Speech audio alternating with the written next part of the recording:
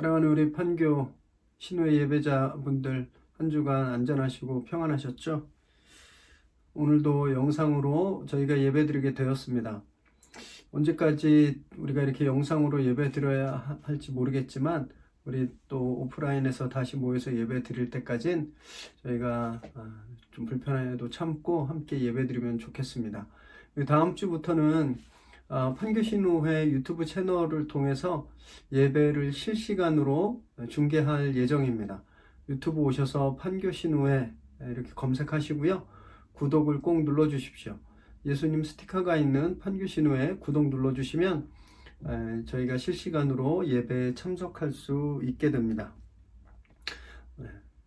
오늘 우리에게 주신 말씀은요, 사도행전 23장 12절에서 23절까지 말씀인데, 저와 여러분이 한 절씩 교대로 읽으시겠습니다. 날이 새매 유대인들이 당을 지어 맹세하되 바울을 죽이기 전에는 먹지도 아니하고 마시지도 아니하겠다 하고, 이같이 동맹한 자가 40여 명이더라. 대제사장들과 장로들에게 가서 말하되 우리가 바울을 죽이기 전에는 아무것도 먹지 않기로 굳게 맹세하였으니 이제 너희는 그의 사실을 더 자세히 물어보려는 척하면서 공회와 함께 천부장에게 청하여 바울을 너희에게로 데리고 내려오게 하라. 우리는 그가 가까이 오기 전에 죽이기로 준비하였노라 하더니 바울의 생질이 그들이 매복하여 있다함을 듣고 와서 영내에 들어가 바울에게 알린지라. 바울이 한 백부장을 청하여 이르되 이 청년을 천부장에게로 인도하라. 그에게 무슨 할 말이 있다 하니 천부장에게로 데리고 가서 이르되 죄수 바울이 나를 불러 이 청년이 당신께 할 말이 있다 하여 데리고 가기를 청하더이다 하매, 천부장이 그의 손을 잡고 물러가서 조용히 묻되 내게 할 말이 무엇이냐? 대답하되 유대인들이 공모하기를 그들이 바울에 대하여 더 자세한 것을 묻기 위함이라 하고 내일 그를 데리고 공회로 내려오기를 당신께 청하자 하였으니 당신은 그들의 청함을 따르지 마옵소서. 그들 중에서 바울을 죽이기 전에는 먹지도 않고 마시지도 않기로 맹세한 자 40여 명이 그를 죽이려고 숨어서 지금 다 준비하고 당신의 허락만 기다리나이다 하니, 이에 천부장이 청년을 보내며 경계하되 이 일을 내게 알렸다고 아무에게도 이르지 말라 하고 백부장 둘을 불러 이르되 밤 제3시에 가이사랴까지 갈 보병 200명과 기병 70명과 창병 200명을 준비하라 하고. 아멘. 오늘 우리에게 주신 하나님의 말씀입니다. 긴박한 위기 상황 속에서 바울은 로마 시민권의 그 권리를 사용했죠. 그래서 자신의 신분의 안전을 보장받게 됩니다. 로마 천부장이 또 그래서 공회를 열어서 공식 재판을 통해서 바울을 신문하기로 했어요. 바울의 혐의를 이제 먼저 알아보고 싶었던 거죠. 그런데 이때 바울이 뱀 같은 지혜로 사두개파와 바리새파를 충돌하게 만들었습니다. 자기가 받은 혐의는 부활이다. 자기는 부활을 믿고 증거했을 뿐인데 이것으로 내가 재판을 받게 되었다라고 말하니까 이 공회가 두 파로 갈렸습니다. 부활을 믿지 않는 사두개인들과 부활을 믿는 바리새파가 나뉘어서 서로 자중진환을 일으켰죠. 그래서 로마 천부장이 바울을 다시 영내로 옮깁니다. 이 오늘 본문 12절과 13절에 보면 이런 합법적인 재판을 통해서 바울을 없앨 수 있는 가능성이 유대인들에게는 희박해진 거죠. 그러자 40명의 급진적인 유대인들이 암살단을 조직하게 됩니다. 맹목적인 종교적 열심은요, 이렇게 살인도 믿음의 행위인 줄 알게 그렇게 착각하게 만드는 거예요. 이들만 이랬던 것이 아닙니다. 바울도 그랬죠.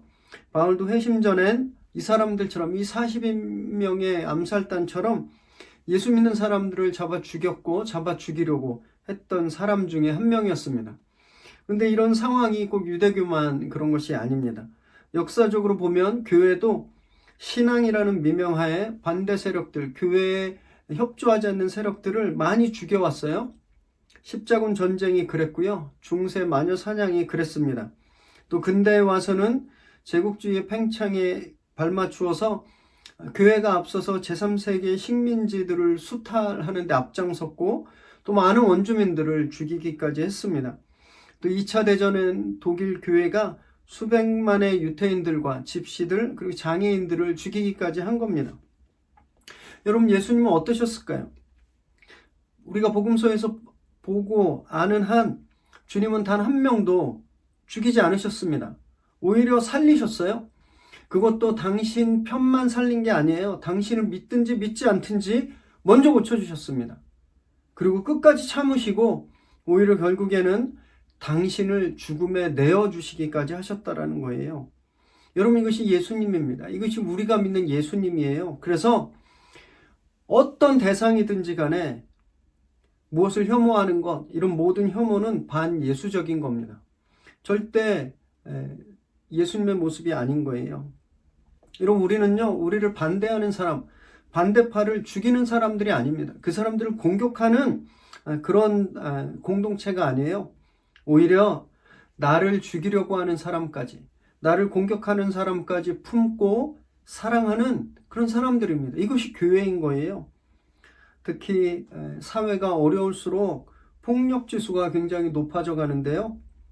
우리가 이런 어려운 상황에 정말 거세지고 폭력이 높아져 가는 이 시기에 우리가 계신 곳에서 예배자로서 우리가 예수님을 믿는 믿음으로 사랑을 또 포용을 실천하는 저와 여러분 되시기를 바랍니다. 14절에서 16절에 보니까 이들은 대제사장들과 장로들에게까지 몰려갑니다. 그 자기들이 금식을 하고 바울을 죽이기까지 맹세했다 이렇게 말하고 있는 거예요. 그 장로들에게 다시 한번 공회를 소집해라 이렇게 요청합니다. 그래서 공회를 소집했으니까 천부장에게 다시 한번 재판을 하자라고 청해서 천부장이 바울을 데리고 올 때 자기들이 뛰어나가서 암살하겠다 이렇게 모의를 꾸밉니다. 그런데 이 일을 바울의 생질, 바울의 조카가 이 사실을 알게 된 거예요. 그래서 바울을 찾아가서 이 암살 모의를 알려줍니다. 바울은 정말 꼼짝없이 함정에 빠지게 될 상황이었죠. 첫 번째 공회가 소동으로 끝났기 때문에 이들이 재심을 요청하면 천부장은 거절할 수 없었습니다. 그래서 그 공회를 가려고 바울을 호송하다가 이동 중에 이 40명의 결사대가 바울을 공격하면 바울의 목숨은 정말 풍전등화에 빠지게 되는 거죠. 보장할 수 없었을 겁니다. 그런데 하나님께서 바울의 조카를 통해서 이 사실을 미리 알게 하신 거예요. 그래서 미리 알려주고 그것을 대비하도록 이렇게 길을 열어주신 겁니다. 하나님은 이렇게 우리에게 늘 피할 길을 준비해 주시는 분입니다. 요즘 보면 코로나19 때문에 정말 사방이 다 막혀 있는 것 같죠. 피할 길이 없어 보입니다. 우리가 어디로 가야 안전할지 그냥 온통 다 막혀 있는 그런 상황이에요. 여러분, 그러나 하나님을 믿으시기 바랍니다. 하나님은 어떤 상황에서도 우리에게 비상구를 열어주시는 분이심을 믿으시기 바라요. 오늘 바울을 꼼짝없이 테러당해서 죽을 수밖에 없던 이런 위기에 처했던 바울을 하나님께서 피할 길을 내주신 것처럼 오늘 하나님께서 저희들 각자에게 이런 가장 좋은 피할 길을 내어주신다는 것을 믿고 힘내시기를 바랍니다. 17절에서 21절까지를 보면 바울이 이제 자기의 생질을 조카를 천부장에게 보냅니다. 그래서 천부장에게 이 이야기를 다 하라고 시켜요. 그래서 바울의 조카가 천부장에게 가서 이 유대인들의 음모를 보고합니다. 바울의 대응 방식이 좀 달라진 거예요. 바울은 처음에 로마의 도움을 별로 구하지 않는 것 같았습니다. 로마군의 도움을 크게 바라지 않았었어요. 자기의 시민권 찬스도 나중에 쓰잖아요. 그런데 이 상황이 바뀌니까 바울이 적극적으로 공권력을 지금 이용하고 있는 겁니다. 물론 이렇게 하지 않고 그냥 죽으면 죽으리다 하고 그냥 가다가 순교당했어도 의미 있는 죽음이었을 겁니다. 의미 있는 일이었을 거예요. 그런데 바울은 그러지 않은 겁니다. 하나님 주신 피할 길을 잡은 거죠. 그리고 그것을 적극적으로 사용하고 있는 거예요. 왜냐하면 그 하나님의 뜻을 알았기 때문에 그렇습니다. 하나님의 뜻은 여기서 바울이 테러당해서 죽는 것이 아니라 바울이 로마에 가서 로마를 복음화시키는 것, 이것이 하나님의 뜻이라는 걸 그가 분명히 알았기 때문입니다. 그래서 지금 그가 불필요한 위험을 피해가는, 로마군을 이용해서 이 위험을 피해가는 지혜를 발휘하고 있는 거죠. 여러분, 신앙은요, 언제나 이런 지혜로움이 반드시 필요합니다. 특히 이런 지혜는 지금 우리에게 그 어느 때보다도 필요하다라고 저는 생각해요. 코로나19 때문에 정부에서 또 기관에서 교회들에게 예배와 집회 자제를 연일 부탁하고 있습니다. 물론 그럼에도 불구하고 우리는 바이러스 걸려서 뭐 큰일 나도 괜찮다, 죽으면 죽겠다, 이런 심정으로 예배를 드리는 걸 저는 비난하고 싶진 않습니다. 뭐 의미 있을 거예요. 그 신앙의 열정이 가짜라고 생각하진 않습니다. 그렇지만 여러분, 그것이 꼭 지금 우리가 보여야 되는 신앙의 모습인가? 여기에는 퀘스천이 있는 거죠. 요 며칠 뉴스에서 몇몇 교회들에서 예배들이 다 감염되었다, 이런 소식들이 계속 올라오고 있습니다. 여러분, 어떻게 보면 이런 것들이 더 크게 보면 오히려 전도를 가로막는 그런 소식이 되지 않을까요? 사람들이 교회를 더 피하고 우리가 믿는 예수님을 더 존중하지 않는, 여러분, 이렇게 덕을 해치는 일이 되고 있진 않나 좀 생각해 보게 됩니다. 저희 교회도 지난주에 실시간 중계 예배를 드렸습니다. 처음 해보는 거라 참 어려움이 많았어요. 화질도 굉장히 안 좋았고 또 예배 현장감이 현격히 떨어졌습니다. 제가 이제 말씀을 전하고 예배를 인도했는데 전혀 그런 어떤 그 현장감이 없으니까 되게 어색했어요. 아마 저뿐만이 아니라 온라인 예배를 드렸던 모든 교회들이 다 그러셨을 거라고 생각하는데, 여러분, 그런 불편함을 감수하고 최대한 지혜를 동원해서 이 덕을 세우는 것, 여러분, 이것이 우리가 지금 행해야 할 지혜가 아닐까, 이런 생각이 든다라는 겁니다. 그럼 신앙의 열정은 지혜라는 그릇에 담겨야 빛을 내는 겁니다. 물론 그렇지 않은 상황도 있겠죠. 예를 들면 일제시대 때 신사참배를 거부하고 목숨을 내던지고 순교하는, 그럼 그건 정말 신앙의 귀한 모범입니다. 그러나 지금 우리가 닥친 상황은 그런 상황이 아니잖아요. 지혜롭게 풀어가야 되는 그런 상황이라는 거죠. 바울이 죽기 싫어서 자기 목숨 구하려고 천부장에게 로마군의 도움을 청하는 것이 아니라는 겁니다. 하나님의 뜻을 따라가기 위해서 로마 선교라고 하는 하나님께서 주신 그 비전과 그 뜻을 이루기 위해서 그거 지금 지혜를 발휘하고 있는 겁니다. 여러분, 이런 지혜를 저희가 다 소유하게 되길 바랍니다. 이렇게 돌진하는 것, 앞뒤 안 보고 불같이 달리는 것, 이것도 굉장히 소중한, 귀중한 신앙의 열정이겠지만, 여러분, 그렇다고 해서 지혜롭지 않은 방법을 고수하는 것, 여러분, 이것이 꼭 옳다라고 할 수 없다라는 겁니다. 하나님이 주시는 지혜로, 하나님이 우리에게 무엇을 원하시는지 그걸 잘 찾고, 그걸 깨닫고, 그것을 위해서 최대한 덕을 세우는 이런 참다운 지혜, 이걸 저희 모두가 다 소유하게 되시기를 바랍니다. 23절에서 24절 보니까 그날 밤에 천부장이 호송 준비를 합니다. 보병 200, 기병 70, 창병 200명, 호송대를 조직해요. 예루살렘에서 총독이 있는 가이사랴까지 약 한 90km 정도가 되었기 때문에 이 90km 동안 안전하게 바울을 호송해 갈 수 있도록 이 군대를 지금 정비하는 겁니다. 거기 보면 거의 500명에 가까운 로마 군인들이 지금 바울을 호송하려고 준비하고 있는 겁니다.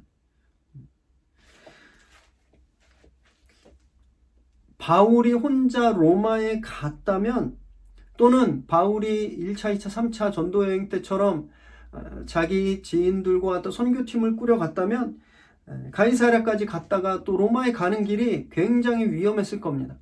이제 유대인들이 직접 죽이려고 추적조, 암살조를 조직하고 있는 상황이잖아요. 하나님이 그에게 세계에서 가장 든든한 보디가드를, 경호원들을 지금 준비시켜 주시는 거예요. 어떻게 보면 모든 상황들이 바울한테 불리한 상황이 되는 것 같습니다. 자유의 몸이 아니고, 그리고 아직 구속당해 있고, 또 유대인들의 암살 위협은 있고, 또 로마 군인들에게 둘러싸여 있는 모든 상황들이 바울에게 좋지 않은 상황처럼 보이지만, 그러나 실제 일어나고 있는 상황은요, 바울에게 가장 안전한 상황이었다라는 거예요. 이제 그 누구도 바울이 로마 가이사랴 총독에게 가고, 그리고 거기서 이제 로마로 가게 되는데, 황제 앞에까지 가게 될 때까지 그 누구도 바울을 공격할 수 없는 그런 보호막을 하나님께서 지금 준비해 주셨다라는 겁니다. 여러분, 하나님께서는 우리를 이렇게 보호해 주시는 분이세요. 상황이 나빠지면 나빠질수록 더 견고하고 강하고 완전한 보호막을 우리에게 제공해 주고 계신다라는 겁니다. 어둠이 깊을수록 빛이 더 밝은 것처럼, 여러분, 우리 삶에 어둠이 찾아올수록 하나님이 주시는 빛은 더 밝은 것임을 믿으시기 바랍니다. 그래서 어려움 중에 절망하지 마십시오. 이 어려움을 덮고도 남는 하나님의 보호하심, 그 보호막, 그것이 우리와 함께 하고 있다는 것을 믿으시기 바랍니다. 특히 참 전염병으로 너무너무 힘든 상황에 있는데, 우리 생활뿐만이 아니라 비즈니스, 가정, 경제, 모든 것이 지금 굉장히 어려운 가운데 있지만, 그러나 하나님께서 이 상황이 어려워질수록 우리에게도 확실하고 강력하고 최고의 보호막을 준비해 주신다라는 것을 오늘 말씀을 통해서 믿으시기 바랍니다. 절망하지 마시고, 두려워하지 마시고, 담대함으로, 하나님을 믿는 믿음으로 평안하게 이 시간들을 다 이겨내시기를 주님의 이름으로 축원합니다. 함께 기도하겠습니다. 하나님, 정말 위기가 더해갈수록 그 위기를 덮고도 남는 보호막을, 또 안전장치를 바울에게 주신 하나님을 저희가 오늘 묵상했습니다. 주님, 그 동일하신 하나님께서 오늘 우리들에게도 그와 같은 완전한 보호막을 주심을 저희가 믿습니다. 우리 눈엔 아직 상황이 너무너무 어두워 보이고 우리 피부로 느껴지는 현장은 절망과 고통이지만, 하나님, 우리가 우리의 감각을 의지하는 것이 아니라 오늘 말씀에서 우리에게 증거하시는 나에게 보호함을 주시는 하나님, 그 하나님을 믿고 이 시간들을 이겨내게 하여 주옵소서. 우리 눈엔 아직 보이지 않지만 하나님께서 준비해 놓으신 정말 놀라운 것을 저희가 마침내 다 경험하고 소유하게 하여 주옵소서. 특별히 이 나라를 덮고 있는 코로나19 전염병이 속히 끝나가게 하여 주옵소서. 더 이상 아픔 당하는 형제자매들 없게 하여 주시고, 하나님이 어둠을 걷어내실 때 하나님께서 우리에게 준비해 놓으신 놀라운 것들을 저희 예배자들 모두 다 찾고 경험하게 하여 주옵소서. 그렇게 우리를 지켜주시고 우리를 평안 가운데 임하게 해주실 하나님을 찬양합니다. 오늘 우리 삶 가운데 그것을 경험하게 하여 주옵소서. 예수님의 이름으로 기도드립니다. 아멘.